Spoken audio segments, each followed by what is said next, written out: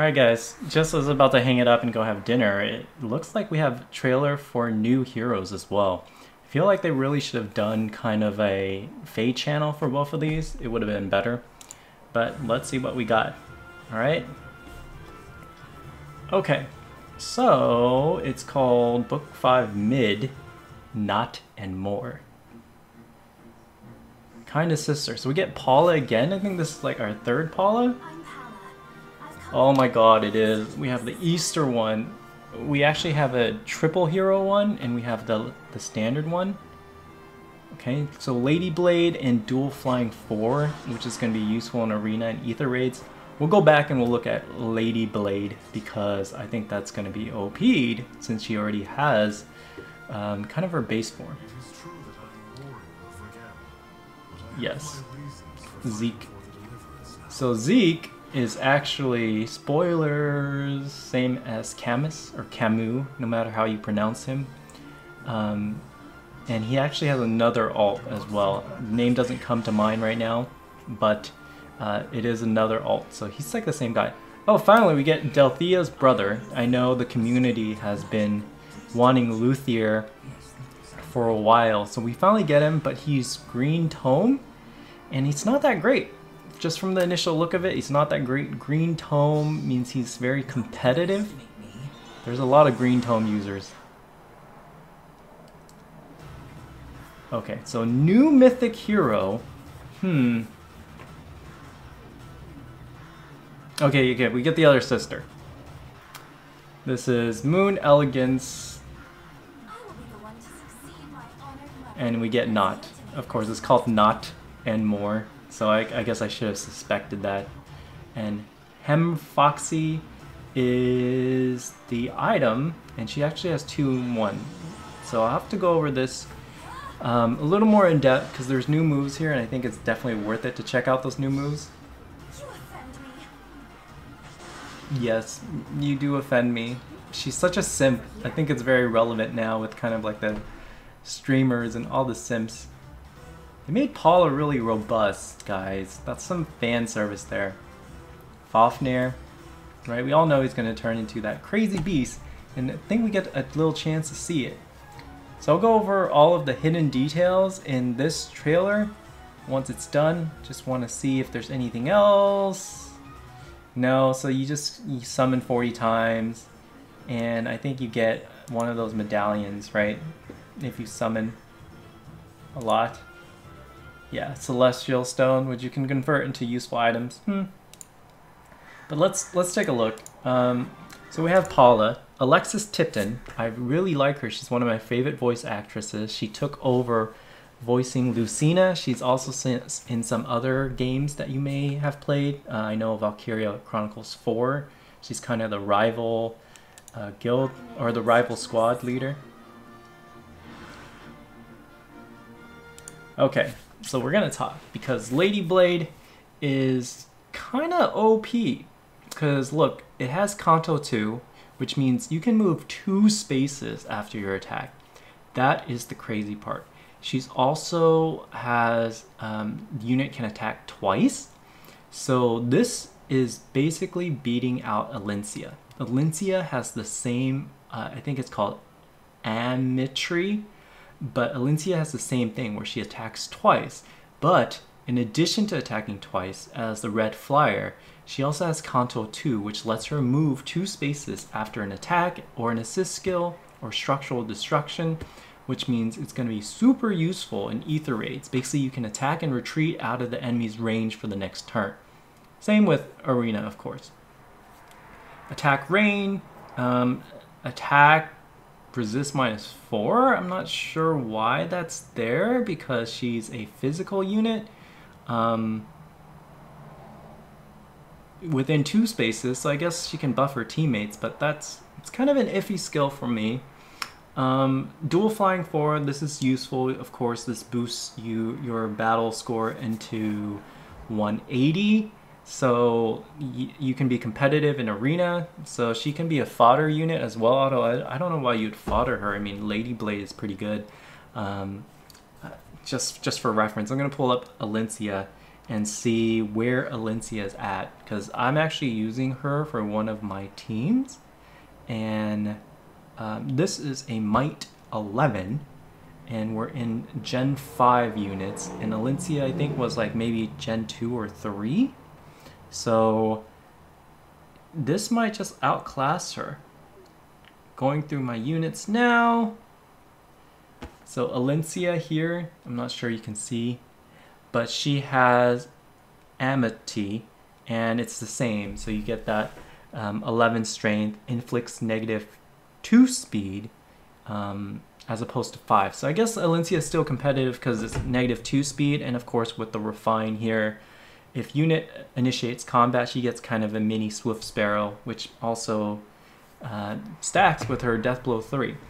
So it's the only advantage here over Valentia, I guess, would be you have you have that Canto move, which is really useful, because given how small the maps are, 2 moves is a big deal. Okay, now we have Zeke, who's really 2 aliases. One of Camus is kind of the free one. That's the one you get if you redeem your Grails. And sometimes he rotates back to, I'm not sure if it's not Bound Hero Battles, but it's like another type of battle. But here you get the Shadow of Valentia version, which I do like his outfit. He looks really sharp. Now he gets Holy Gradius. So basically it allows him to attack regardless of range, which the regular Gradius does. And if his HP is over 25%, he actually counters attack twice. So that's the thing. He has attack, defense, catch. If there's a penalty, the foe, or he gets +7 to attack, defense. And if the foe's HP is 100 and there's a penalty, he also gets an additional 2. So that's up to 9, but 7 is actually quite a lot for plus attack and defense. Now the low attack defense is going to stack with that, because basically foes' bonuses are neutralized and they also get the penalty. So I wonder, like, does low attack defense, like, does that automatically proc the attack defense catch? Because I think it might. And the defense resists menace at the start of turn, inflicts negative attack and defense and resistance on foes through their next action, and grant you additional defense and resist. So he can take a hit, guys. He definitely can take a hit, especially if he's kind of in a position to do a counter. That's the position you want him in. So very similar to Brave Edelgard. Looking like a good unit, because I still think he is a horse unit, right? Yep, cavalier unit with the lance. Now we have Luthier, which I feel kind of bad, because I know Delthea has like 2 versions already. He's getting 1. He's kind of the red mage. In the story, he's not as strong as she is, and they really kind of gutted him big time. I mean, he wasn't always the best unit in Shadow of Valentia, but just giving him a generic Gromfox, that's not great. That's not great. I guess if you use Gromfox to inflict the -4 to all stats in conjunction with Swift Sparrow 2, it's not even Swift Sparrow 3. That's something, but it's not great, guys. So maybe kind of a attack debuff unit. They're kind of everywhere with this, with Guard and Glimmer as well. So if you really like him, he's your favorite character. I know everyone wanted him to be the next unit for Shadow of Valentia, as far as ratings and polls. But I would heavily invest in kind of inheriting other skills, unless he gets a refine down the road. But that may be a couple years. Right, and then we finally get Nótt. She's kind of the simp for Ultir, and she's a mythic hero. So it looks like Shadow and Shield, or Dark. I don't know how you guys call it, but she's pretty loaded. So there's 3 new moves. First is Hemfoxy, so grants +3 speed. So I'm taking maybe she doesn't have great speed, or she does have great speed and they're gonna give her more. At the start of combat, if she's above 25%, she gets 5 to all stats, and bonuses equal to current bonus on each stats for 1 turn. bonuses during combat. So basically, if she's above 25%, she'll get double the stacks. Right? So if unit has a current bonus on each of unit's stats, so if 7 to attack grants attack 12 for a net total of attack 19. Example, if unit has 7 bonus to attack, grants attack 12. Current bonus equals to each of the unit's stats. It is very confusing. Calculate each stat independently. Basically, just look for more stats. I think this is kind of the way they've been a little lazy with making units, is they've just been giving him more stats. I know with Hegemon, Edelgard, kind of really OP. They try to balance it out with the latest legendary, but I'm not so sure. Distant counter there, which means you should probably inherit Distant Ward or something similar. Moon Twin Wing. At the start of combat, if unit is greater than 25%, inflicts -5 to attack and speed, and if unit speed's attack is greater than foes, reduce damage during attack from area of attack.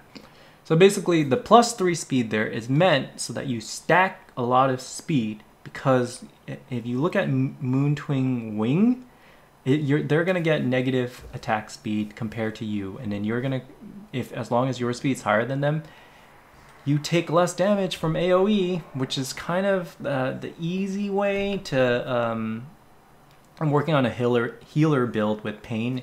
It's an easy way to get down those units that can counter you, because healers have kind of special skills that allow them to attack and inflict poison strike type of damage without getting countered. Now, attack speed menace at the start of turn of units is within 4 spaces of foe. That's a lot, guys. 4 spaces. I think, like, if you stretch the thing sideways, maybe there's 8 spaces. So we'll see. Inflicts -6 to attack and speed, and grants you attack and speed +6. So basically, once again, you're just kind of boosting all stats, particularly attack and speed here. So you want to be on the offensive. You want to attack as much as you can.